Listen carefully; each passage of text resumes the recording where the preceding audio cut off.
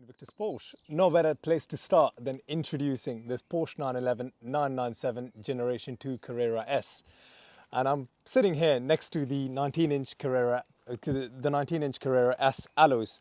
And in my opinion, this is one of many things that make this car stand out. Also, it's the bezeled black metallic color that obviously gives it a very good stance, and from a styling perspective, it looks absolutely fantastic.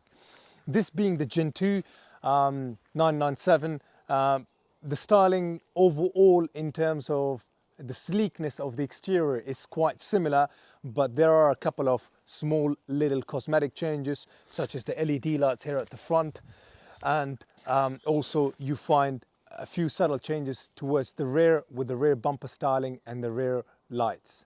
It's got the Sports Plus, the chrono watch, as well as PASM. Furthermore, this has the interior sports seats. Overall, I would call a spec like this as a sports orientated sort of a racing type of a spec, which keeps the car nice and light, with the Carrera S being a rear wheel car, as opposed to the C4S or the 4 would have an all-wheel drive, making it rather heavy. The Carrera S is really the genuine analog, simple, rear-wheel driven 911, which is raw and absolutely fantastic to drive and to handle, and to continue with the heritage of what a 911 is really about. This iteration of the direct fuel injected engines that Porsche stopped producing in 2011 was pretty much the last of the 911s that Porsche as an independent brand produces before they were bought by the VAG group, the Volkswagen group. So to many, they consider the Gen 2 997 to be the last of the true exquisite sports, nimble, small-bodied Porsche. And I don't think it gets any better than this, because the engineering has really been taken to the limit, really. And what a car it is. PDK stands for Doppelkupplungsgetriebe in German, but in English it stands for dual clutch gearbox. To simply put, from a mechanical point of view, this gearbox have two clutches inside. In some ways, we say they are extremely superior than a manual, and they are as manual as any manual box can really be. But the only thing this doesn't have is a clutch pedal. But what that dual clutch allows you to do is that if you are into the 6th or 7th gear, traveling at about 30 or 35 miles an hour, just cruising and relaxing, and for a moment you decided to really put your foot down and just speed off, the second clutch will pre-select a 2nd or a 3rd gear. So rather than you downshifting from 7 to a 3rd, like literally going 6, 5, 4, 3, the 2nd gear will literally just, if you're in 7th, it will literally just select 3rd, and boom, you're on to basically go off into the horizon as if you're speeding off. This is what makes the PDK so special, but also the reliability and the fact they are an extremely excellent gearbox from a performance orientation point of view in these 911s is what makes them truly the last true fantastic 911s ever produced by Porsche.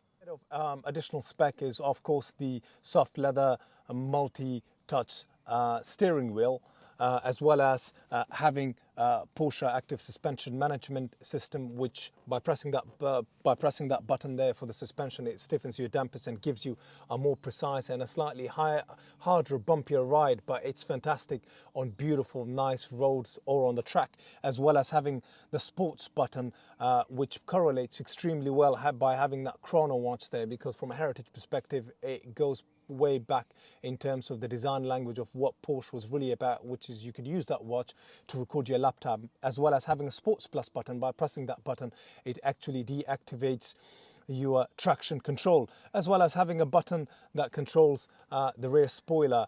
This has the newer upgraded PCM in the lines of Porsche design, where it allows you to connect your phone via Bluetooth connectivity to pick up and drop calls, as well as you know, having these buttons here connects you to that PCM there to basically change radio channels and use it as a navigation tool. Really, the interior of this is everything that one would need in a nice, light, nimble Porsche, and this keeps it basic and simple. Additionally, in the rear, you will find that it's got 2 seats. This is what a Porsche is really about, by having an additional 2 seats at the back. And me being someone that is 5'8", I can easily get in at the back, sit there for approximately 50 minutes to an hour without feeling any pain in my back. But anything after 50 minutes can be a bit uncomfortable. But for, you know, children or somebody up until the age of, let's just say 13, 14 years old, it's absolutely perfect. This engine produces 380 brake horsepower, 420 Newton meters of torque. The top speed that you get from this is 186 miles per hour.